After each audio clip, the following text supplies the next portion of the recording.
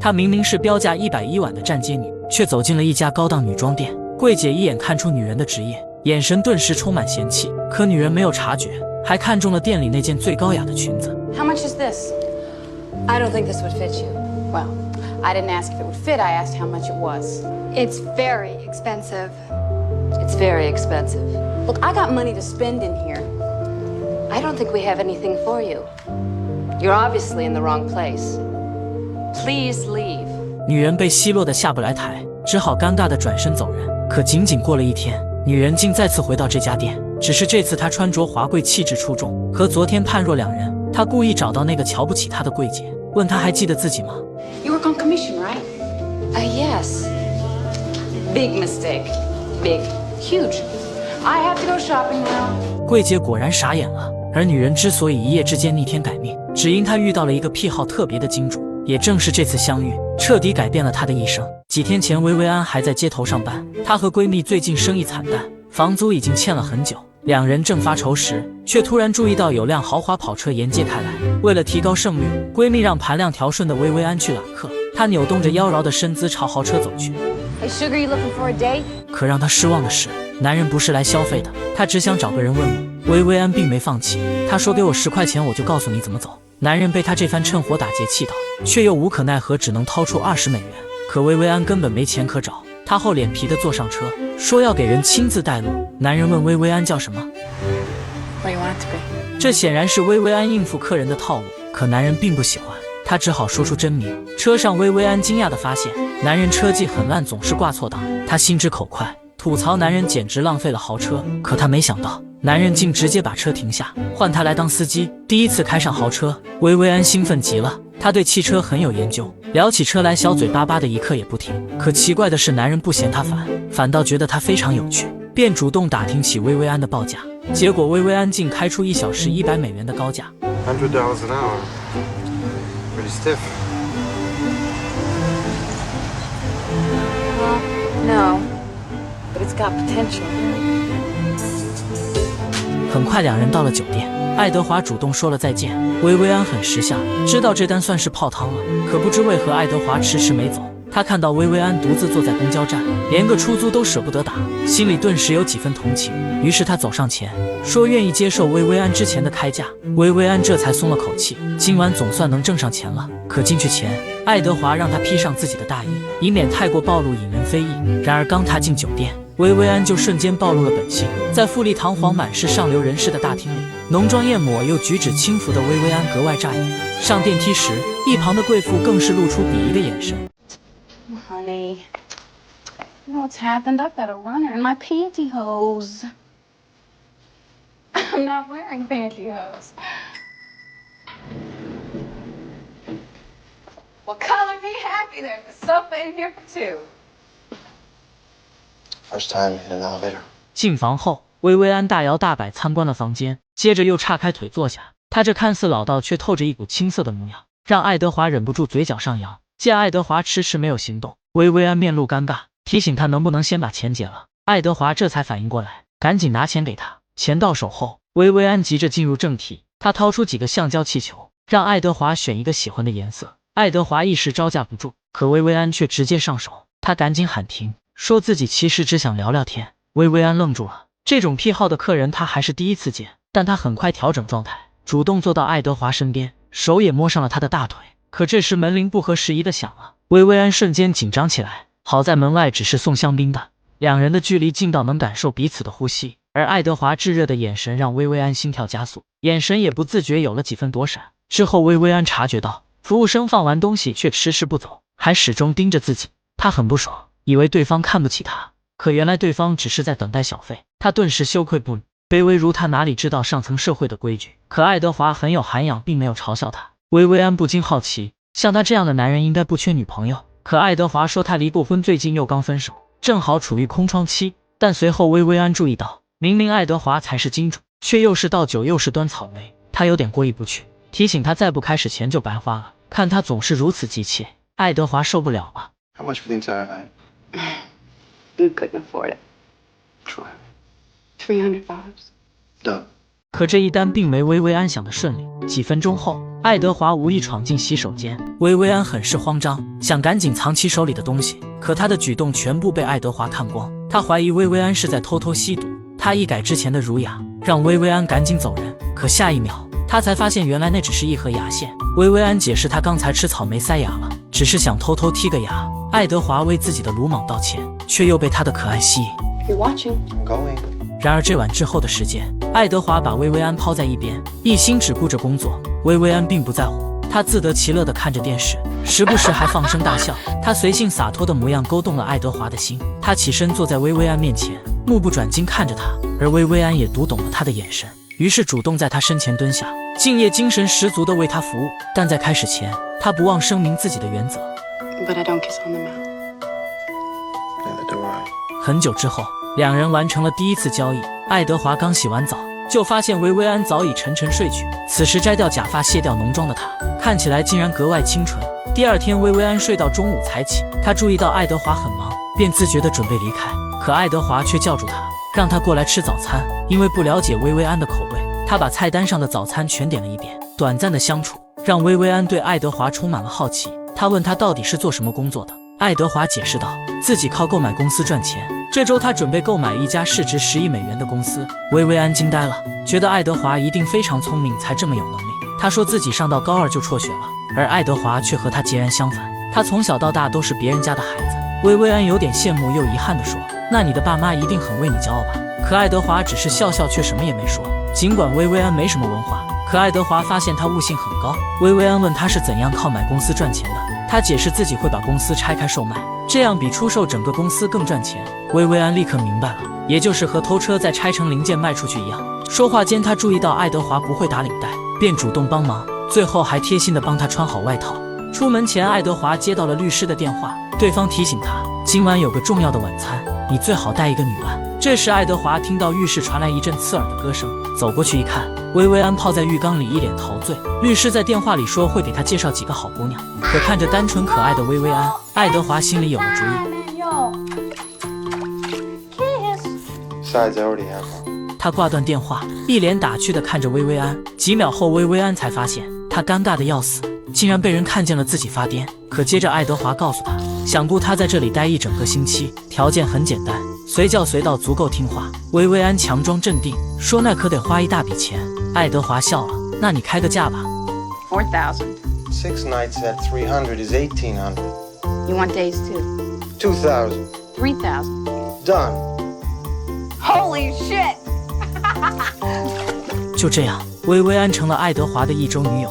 之后，爱德华又额外给了薇薇安一沓钞票，让她去买点高雅的衣服，准备晚上吃饭时穿。薇薇安沉浸在突如其来的喜悦中，爱德华的出现简直像是一种救赎。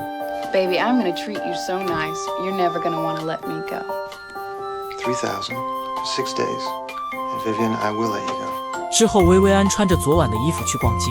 她本以为购物是个开心事，却没想到在上层街区，每个人都用异样的眼光打量她，柜姐更是拒不接待。薇薇安那颗早已麻木的心也不可避免难过起来。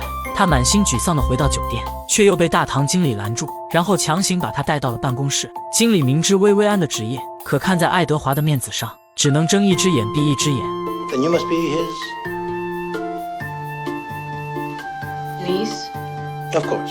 但同时他警告薇薇安，以后要穿着得体一点。接二连三被人针对，薇薇安委屈到了极点。她掏出所有的钱，哭诉根本没人愿意卖她衣服。刚才严厉的经理态度缓和下来，他掏出手帕给薇薇安擦眼泪，接着又拨通了女装部的电话，帮薇薇安买到了衣服。不久后，薇薇安刚回房间，电话就响了。 Never ever pick up the phone. Then why are you calling me? 爱德华要求他晚上在大厅等他，然后去一个高档的餐厅见重要的客人。说完便挂断了电话。可几秒后，电话再次响起。 Hello? I told you not to pick up the phone. Then stop calling me. Sick. 为了晚上不给爱德华丢脸，薇薇安再次去找经理帮忙，临时抱佛脚学起了餐桌礼仪。这晚爱德华来到大厅，却怎么也找不到薇薇安。可接着薇薇安转过身，看到他的那一刻，爱德华顿时被惊艳了。精心打扮后的薇薇安，气质高雅，身材窈窕，美得让他挪不开眼睛。 You're late. You're stunning. You're forgiven. 然而晚餐吃得并不顺利，尽管薇薇安极力伪装，却还是不小心漏了钱。他不知道用哪种叉子，老头便故意用手拿着吃，这才帮他解了围。等到吃蜗牛时，他又手滑放飞了蜗牛，惹得大家忍不住笑出声。可紧接着饭桌上的气氛急转直下，原来老头和孙子之所以约爱德华见面，是想劝他高抬贵手放过自己的公司。可爱德华身为商人，一切以利益为重，他明确表示公司很快会被拆分，以往的老员工也会被遣散。饭局就这样不欢而散。这晚回到酒店，爱德华的情绪莫名低落。薇安敏锐地察觉到，爱德华其实很喜欢老头，但爱德华说他从不会让感情干涉生意，这话竟引起了薇安的不明。他说自己也是如此，所以他从不亲吻，宁愿麻木也不要清醒地活着。You and I are such similar creatures. We both screw people for money. 尽管薇安柔情似水，可爱德华却想一个人静会儿。薇安等到很晚，心里有种说不出的牵挂，便穿着睡袍去楼下找人。原来爱德华待在空荡荡的餐厅里弹琴，把所有的压抑与愤怒都发泄在琴键上，背影也显得格外寂寥。薇安走上前，抱怨自己一个人很寂寞。爱德华迅速领会到他的意思，礼貌地请求服务人员给他们一个密闭的空间。在薇安身边，爱德华没了之前的冷血无情，他第一次袒露了内心的脆弱。可当爱德华想要亲吻他时，他还是拒绝了。两人的这一夜依然只有风月，却无关真心。第二天，爱德华想让薇安再去买几件衣服，却发现他兴致不是很高。 They were mean to me. Mean to you? 于是接下来，爱德华直接把工作放在一边，带薇安上街购物。Okay. Stop fidgeting. Give her your gum. I don't believe you did that. 进店以后，老板隆重地接待了爱德华，极尽所能地拍着马屁。然而爱德华没跟他废话。We're gonna need a few more people helping us out. I'll tell you why. We're gonna be spending an obscene amount of money in here. 老板快乐晕了，他喊来了全部手下，从头到脚让薇安焕然一新。薇安第一次体会到购物的快乐，他还看中了店员的领带，准备带回去送给爱德华。几小时后，再次走上大街的薇安已然判若两人，就连周围的世界也充满了善意。他甚至还学会了给服务生小费，这样体面的生活是他曾经永远想象不到的。这晚，爱德华惊喜地发现，薇安竟然准备了烛光晚餐。更撩人的是，他除了领带，其他什么都没穿。Nice tie. I got it for you. 两人之间莫名有了恋爱的氛围，他们一起泡在浴缸里，洗起了鸳鸯浴。爱德华还头一回说起自己的原生家庭，母亲因为被抛弃早早离世，他因此气愤父亲。最终，他用收购父亲公司的方式完成了自己的报复。也正因如此，直到父亲去世，父子俩也再没说过一句话。可薇安问他，你报了仇一定很开心吧？爱德华沉默了，原本麻木的内心突然涌起一股难以言喻的苦涩。可就在两人的心越靠越近时，一次冲突几乎毁掉他们的关系。这天，爱德华带薇安参加马球会，还把她介绍给身边的朋友。可看到两人黏在一起，律师莫名吃起了醋。期间，他还无意看到薇安和老头的孙子走得很近，便怀疑他是商业间谍，故意使用美人计接近爱德华，只为了给老头传递情报。She's not a spy. She's a hooker. 律师大笑出声，嘲笑爱德华这么有钱却饥不择食。爱德华没放在心上，可他没想到，律师之后竟趁他不在，故意调戏薇安。Listen, maybe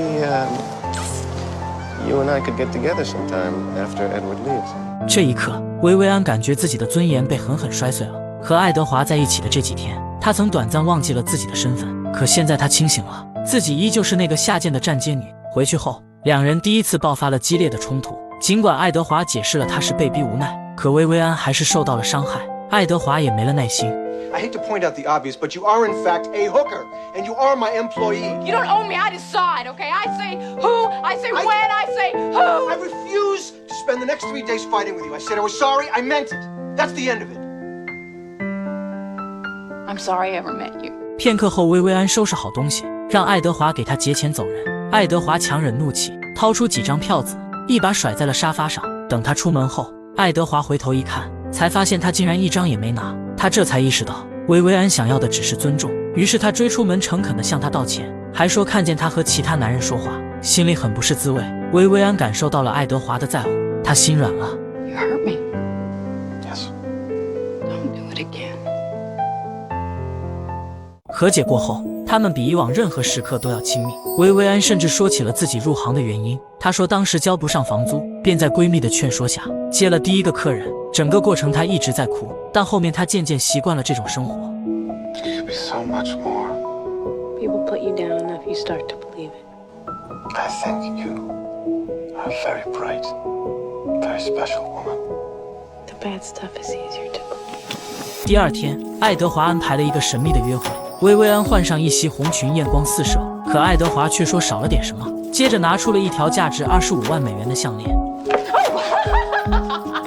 下楼前，薇薇安对即将到来的约会很期待。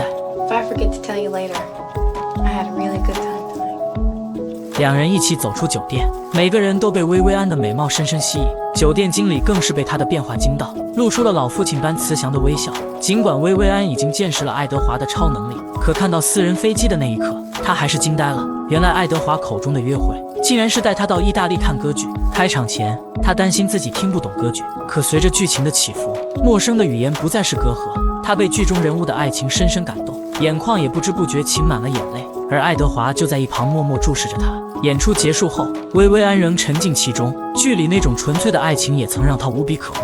这晚回去后，薇薇安缠着爱德华下棋，可爱德华说明天还要上班，薇薇安却反问他为什么不能放一天假呢？于是第二天，爱德华便真的没有去上班，他们像每一对普通的情侣那样，在街边散步，在草坪上消遣。薇薇安还任性地拿走他的电话，让他真正放松下来。两人就这样依偎在一起，时光也仿佛变得格外温柔。爱情就是这么奇妙，曾经是两个世界的他们，现在就算是最无聊的话题也能聊一整夜。晚上回去后，爱德华累坏了，看着他熟睡的样子，薇薇安再也抑制不住内心的情感，她打破了自己的原则。她的温柔无疑是世上最难以抵御的武器，让爱德华的心彻底臣服。这晚两人相拥而眠。I love you. 薇薇安小声的呓语，让爱德华意识到他们再也不可能全身而退。很快到了两人相处的最后一天，薇薇安的神色满是忧伤，可爱德华坦言他还想再次见到薇薇安。可让薇薇安失望的是，爱德华只是打算给她租一间公寓，像对待一个美丽的宠物那样包养她。他果断拒绝了爱德华的提议。爱德华想不通，这总比你去站大街好吧。 It's just geography. 薇薇安突然说起，她小时候总幻想自己是会被骑士拯救的公主，可这些幻想中没有一个骑士会说来吧宝贝，我会用豪华公寓包养你。他想要的只是一段平等的恋爱关系。爱德华迟疑了，多年征战生意场的经历让他没法认真投入一段感情，可他并不知道，薇薇安短短几天的陪伴早已在无形中改变了他。这天下午，他本该和老头签订收购合同，可在最后关头，他突然叫停会议，要求和老头单独谈谈。原来他改变了主意，他不想再收购老头的公司，而是转为帮他度过危机。在他的内心深处，他一直很钦佩老头。老头很惊讶，眼前的爱德华不再是那个唯利是图的商人。 I find this hard to say without sounding condescending, but I'm proud of you. 几分钟后，律师得知了爱德华的决定，他无比愤怒却又无处发泄，便故意找去爱德华的酒店。果然在这见到了薇薇安，他觉得爱德华一定是受了薇薇安的影响才性情大变。他用最恶毒的话羞辱薇薇安，然后不顾他的反对对他上下其手。就在事态即将失控时，爱德华出现了，他毫不客气教训了律师，并彻底将他从公司开除。 Get out of here! Get out! 等律师走后，爱德华心疼地为薇薇安冰敷，可薇薇安却说自己要走了。爱德华问他为什么不愿意接受他的条件留下来。 You made me a really nice offer. And a few months ago, no problem, but now everything is different and you changed that and you can't change back. I want more. The question is how much more? I want the fairy tale. Impossible relationships. 说完，薇薇安起身离开，爱德华只能送她出门，可内心的不舍让他没法放手。 Stay the night with me. And not because I'm paying you, because you want to. 薇薇安强忍着心痛拒绝了，她无法再拿自己的真心做交易。临走前，薇薇安特地去找酒店经理告别，感谢他这段时间的善意。酒店经理向薇薇安表示了尊重，还贴心的让司机送她回家。这一夜没有薇薇安的陪伴，爱德华感觉空落落的，这是他几十年从未体会过的感受，整颗心像是被人紧紧牵住，喜怒哀乐再也由不得自己。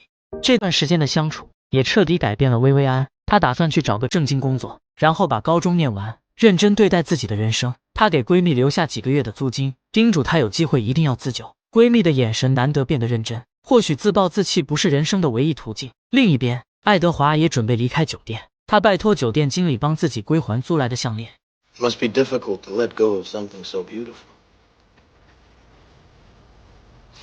You know, Daryl also drove Miss Vivian home yesterday. 爱德华眼神会意，再也无法回避自己的心之所向。片刻后，薇薇安听到大街上响起那天听过的歌剧，她探出窗一看，属于她的骑士真的来了。爱德华爬上消防梯，尽管他非常恐高，却鼓起勇气向薇薇安奔去。So what happened after he climbed up the tower and rescued her? She rescues him right back.